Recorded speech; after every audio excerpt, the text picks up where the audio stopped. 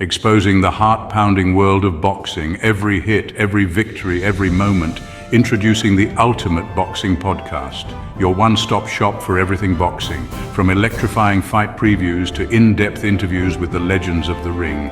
We break down the biggest bouts round by round, get inside the minds of the fighters, hear their stories, and feel the intensity of their training.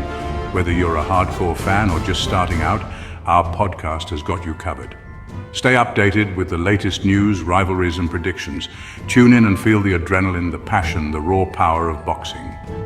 Boxing is about perseverance, pushing through every challenge. It's the spirit of hard work and dedication that defines a true champion. So what are you waiting for?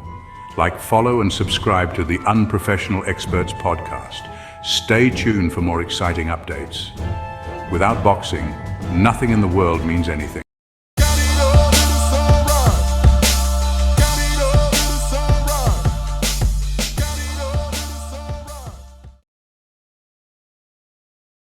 Welcome back, fight fans. We are the Unprofessional Experts podcast. Per usual, is JMC and Davo. Go ahead, like, follow, subscribe, tell a friend to tell an aunt to tell a grandparent to tell your best friend and their cousins, because if you do not, you already know what happens to you. Hands will be laid.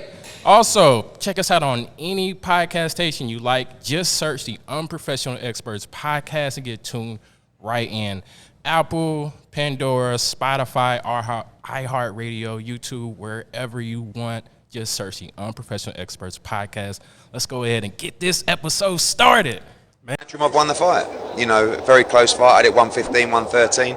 And in that instance, it can go either way. I thought there was two cards that were 116, 112. It was actually one card was 116, 112 and 2. So, yeah, you know, I was just disappointed, and I just felt we won the fight, and I was just surprised. Man, let's get into it, man. Terrence Crawford. Let's talk about Terrence Crawford, man, and what happened last night. What are you thinking about that, man? How you feeling? The legendary Bud, one of the greatest fighters in the past 40 years of boxing. Damn right. That performance was boo-boo. Let's talk about it, man, because I disagree. I disagree. To me, it was a very tactical fight. You had two high-level tactical fighters. He was playing it safe. He was being cautious. He was fighting the right way. Was it exciting? No, not at all. It wasn't exciting. But sometimes you have fights like that aren't that exciting. There should be a limit on how many times you can faint in a fight. that's my point, because I forget Israil Madrimov. Madrimov is the feint master. He's the top feinter of all time. Of all time. he's the feint master of all time. So, I mean, and that really does throw people off. You just don't know what he's gonna do. And so Bud had to be cautious. But, you know, big Bud fan, right? All due respect to Bud. I think, how do you not put money in the bank, right? How do you not go to the body early and stop these fast feet, these overactive feet that Madrimov had? Why not process that and like, hey, let me throw a couple body shots. Let me try and hurt him, slow him down so he's not sitting here jumping at me for the rest of the fight. Because Madrimov was looking to counter. That's why Bud didn't invest, and I agree with you. He should have invested to the body, but Bud was being Crawford because he knows that Madrimov was looking to counter. My guy had 11 fights, you know, decorated amateur career, but the pros are different. But Bud's a legend. He's still my guy, but I think his ring IQ should have showed up and said, "Hey, this guy's just jumping." And he's not capitalizing the disrespect, being on the balls of his feet. Like, he was there to jump out the way. He wasn't. Obviously, it was effective. I think you're underestimating the game plan and the tactics of Madrimov. He should have at least punched off of it. At least. I agree with you, and sometimes he did, especially. And you heard Bud say it in the post-fight interview. This guy is strong. So when you got a strong fighter like that who's looking to counterpunch you, he's constantly feinting you, he's constantly on his toes. You have no idea you don't know what this man is going to do. It's kind of hard to deal with. Yeah, he made Israil Madrimov from Uzbekistan Shout out to Uzbekistan. look better than what I think he should have. I think Bud should have just, been Bud and did his thing. He won his last 11 fights by knockout. Then he's got this guy. Like, what's going on here? Now, I do agree because when I saw Bud actually walking down Madrimov and walking towards him and throwing punches, I feel like he was successful when he was doing that. When he was throwing his jab, walking this guy down, letting his combinations go. But he still needed to be cautious because, like Bud was saying, very strong guy. I also think it's important to point out the fact that they had an Eminem performance and 14 undercards. So at 2 o'clock in the morning, we had to stay up and watch this guy faint. We had to stay up and watch him faint, and Bud essentially win by default because, he was Bud Crawford, right? And so boo to the Eminem performance because who asked for that? Well, I wouldn't say boo to the Eminem performance. It probably wasn't needed, but it was actually pretty cool. I mean, the whole card was really interesting and new for boxing. So you literally woke me up because, I'm a dad of a couple kids, so I didn't make it, right? I didn't make it. And so let's tighten it up. Big Turk, let's tighten it up, man. Like, we didn't need all of that, right? Right. Overall, good stuff, man. Bud is Bud, champ in a new weight class. Man, So- four division. Who's next? For Bud? For Bud. I don't want to see the big feint anymore. Yeah, no, I would prefer because they were talking. It was whispers of a rematch. I think Madrimov was mentioning that in his post-fight interview. Definitely don't want to see it again. But who's next for Bud? Man, that's a hard one. He's lined up. He's a mandatory for Fundora. So Okay, I can see that. I Fundora's can got see 2 belts, I can see him and Fundora getting active. I can see that. and I like that matchup. Yeah, I do. I feel like that's another tough matchup. That's a tough outing for Bud. Even though I do feel like Bud would get the win, Bud would figure out the height. It's still a tough matchup. As long as Fundora doesn't faint, I think it'll be great. If he looks to actually go in there and throw punches. Man, and also, man, Eddie Hearn was out of pocket. I just want to put that out there. Eddie Hearn in all the post-fight interviews and all that, and he talking crazy about Bud and how about Bud didn't really win. And man, Bud won that fight. I don't care what nobody say. Bud won that fight, and Eddie Hearn was out of pocket. He won, but it was ugly. It was ugly, but it was a win. And I think Eddie's just defending his guy because was. You do have to take the belt from the champ. And although the champ didn't do a whole lot himself. The champ definitely didn't do more, and we saw that in the concubine stats. Yeah. Bud threw more and landed more. I mean, Bud is essentially the champ in this scenario. He even though the he champ. wasn't. Even though he wasn't. He's the champ. Yeah. #1 overall fighter in the world pound for pound. Of all time, almost. I wouldn't go that far, but right now in our time he's pound for pound for sure. For sure. Absolutely. Man. But overall it was a really good card. And shout out to Riyadh season. That whole show, even though you kind of hating on Eminem, with Eminem performing, and man, they're honoring this guy, His Excellency Turkish. What was the last? I can't Call him Big Turk. Big Turk. Shout out to His Excellency Big Turk. Not talking about the guy from New Orleans. We're talking about this guy from Saudi Arabia. So shout out to His Excellency for putting on a really good card. That was really interesting, and I like to see some more of these Riyadh season cards. And, hopefully, they have them in different places throughout the U.S. and throughout the world. Shout out to L.A. They showed up and showed out. A lot of superstars in the building. It was just a really interesting card. What happened to Jared Anderson? Big baby. He got rocked to sleep. Man, the guy he was fighting, for me, it was reminiscent of the second career of George Foreman, right?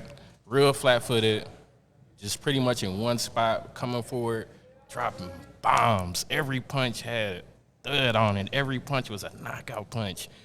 And Big Baby just, he folded. This is the best way to explain it. He got folded. He had a lot of confidence going into that matchup, and Bacoli wasn't as well known.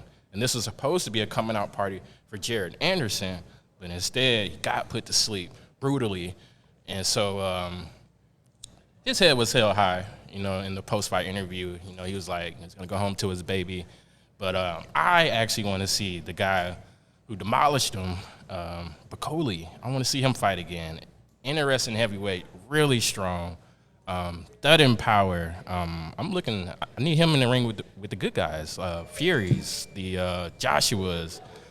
I don't know about Usyk, but, Yeah, Usyk is on the top of that hill.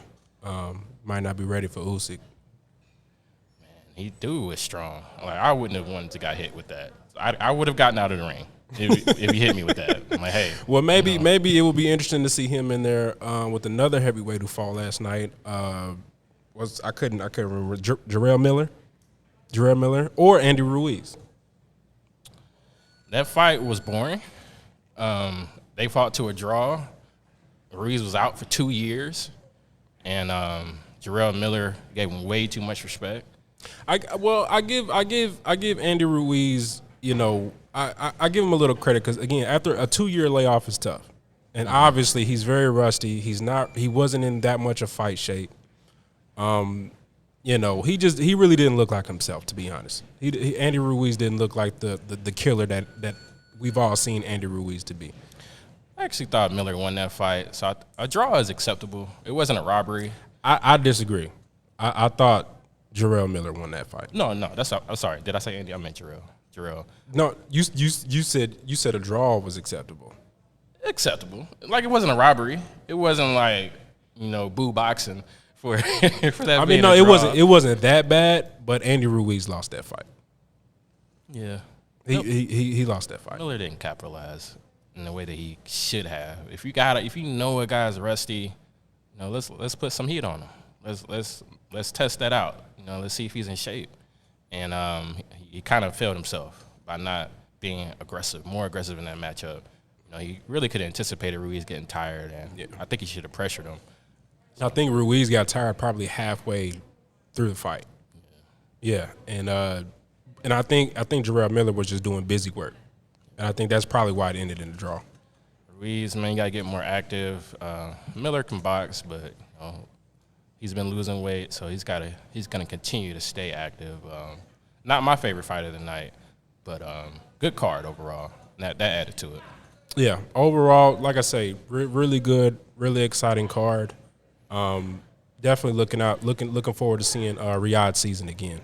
So, well, hold on. Don't forget about Pitbull versus Rayo, because can't forget about a lot of people had Pitbull doing his thing, and he got thoroughly outboxed. I can't believe I almost forgot it. Master class in boxing. Shout out to Rayo. Shout out to Rayo. Master class in boxing. Beautiful footwork, beautiful jab, beautiful boxing ability, beautiful combinations, beautiful counter punching. Man, shout out to Rayo, man. He looks good, man. Rayo was a strong guy, and people were thinking he was just going to be looking for a power punch, but instead he made Pitbull look like a 5'2" little guy. He made him look like a Pitbull in there. He really made him look. It really was the bull in the matador. He used his reach. Pitbull couldn't get on the inside. He couldn't figure it out. It stayed off the ropes. It was good. It was good. Really good performance. That 140-pound weight class, it's just a new champion. Pretty much every time another card happens, you've got Rayo now in the division. Recently, you had Alberto Puello, who beat what's the guy's name? Gary Antoine Russell. Yeah, okay. Surprisingly, so now that's Gary two Russell. new champs at 140. You got Paro from Australia. It's new blood in that division, and the way that Rayo fought, I think he could potentially be up there with the best of them in that weight class. No, definitely. If he's able to keep up these types of performances, yeah, I see Rayo retaining that belt and going far in this division, man. Shout out to Rayo, man. Beautiful performance. Keep doing your thing, big dog.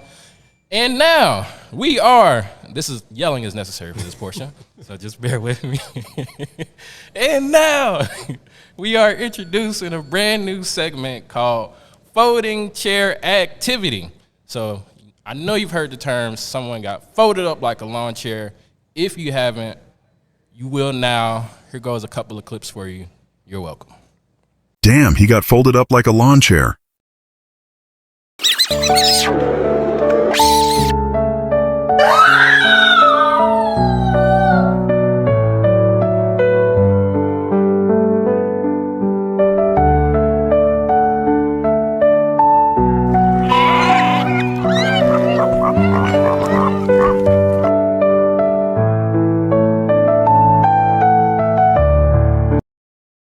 Do you like taking the hits? Yeah. Sometimes. Man, another mention that I wanted to talk about, Claressa Shields, man. The quote. The GOAT. Man, is she dominant or what, man? Let's talk about Claressa Shields, man. I would say, no disrespect, but she looked great at the at the weigh-in.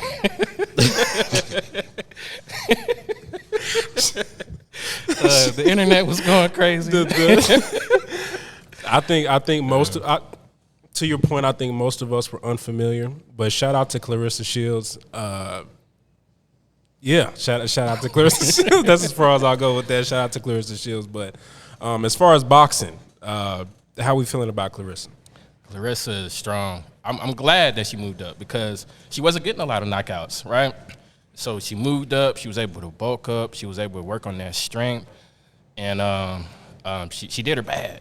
Man, to talk about folding chair activity, yeah, that's what Claressa was on. I thought she had about tore her ACL the way she felt. Like it hit her head on the mat. Like it was nasty. It was. She's just one of them. Claressa is one of them, and it's really gonna take a dog to get in there and even test Claressa. Got to do it in Detroit, close to the hometown, packed crowd in the arena. Another division, another weight class, more belts. She's got about 40 belts now. She's a two-time Olympian. She's really the ideal female boxer, you know. Not even just a female boxer, just in boxing. In boxing. You know, her accomplishments and what she's done. You know, I recently did, you know, an all-time list, right? And I had Claressa on there. I had her in there. I did a top 20 fighters. And now she's moving up that list, if you ask me, with the belts, the accolades, and to move up 2 weight classes to heavyweight and win by knockout is a statement. A statement was made with that recent Claressa Shields victory, for sure. She's her. Been her. The quote.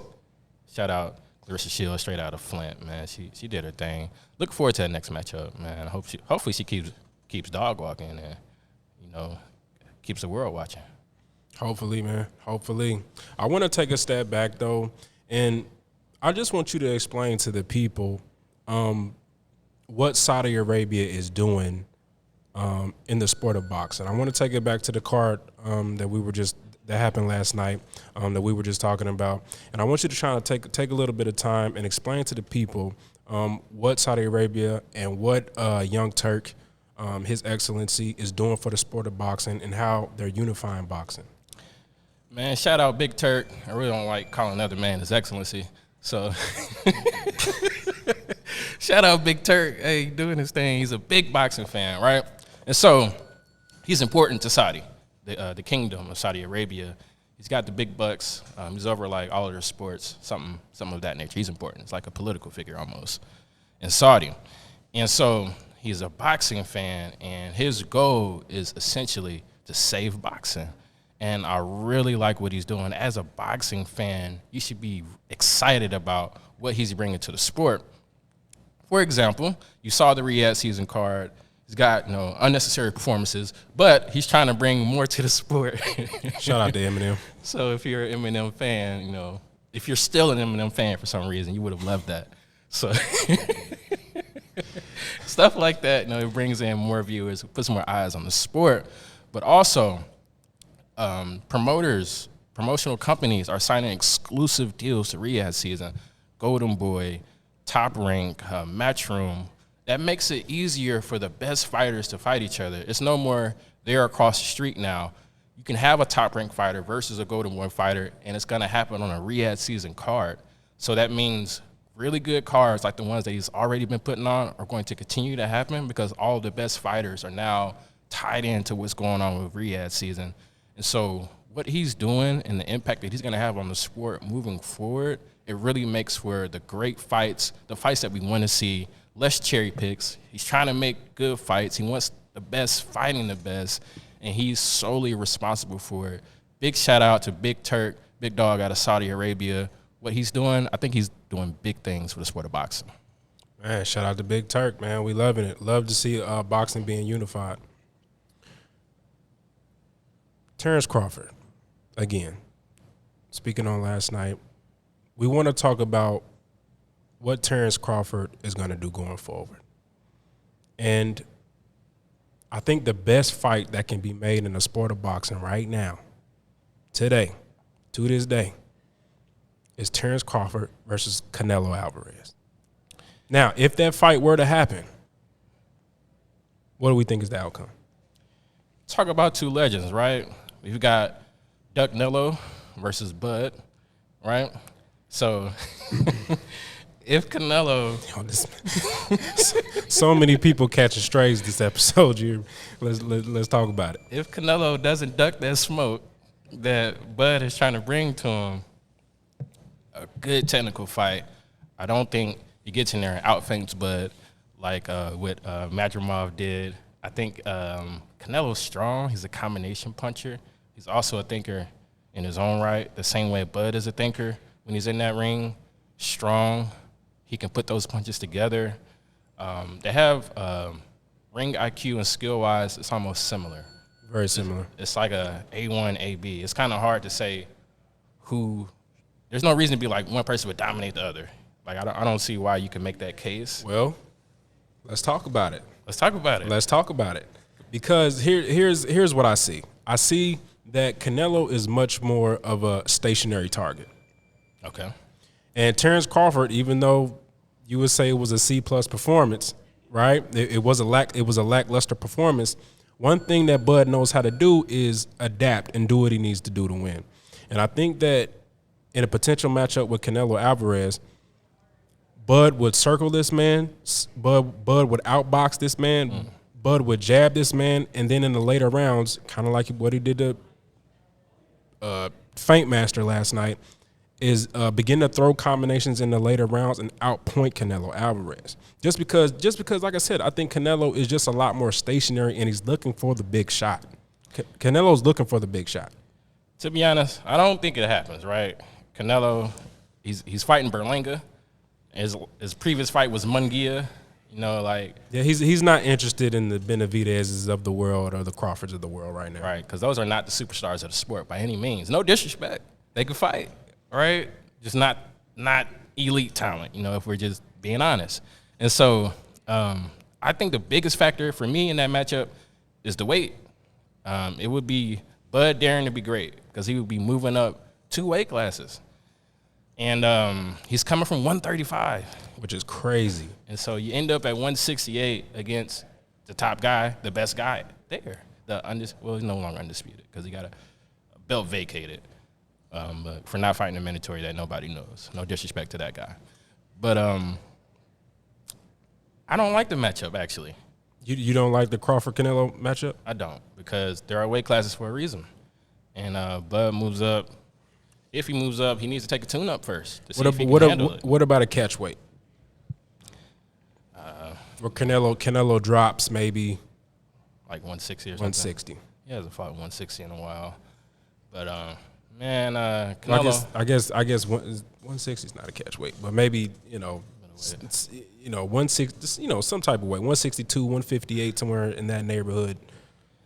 Canelo's gonna ask for $200 million, which nobody's gonna give him.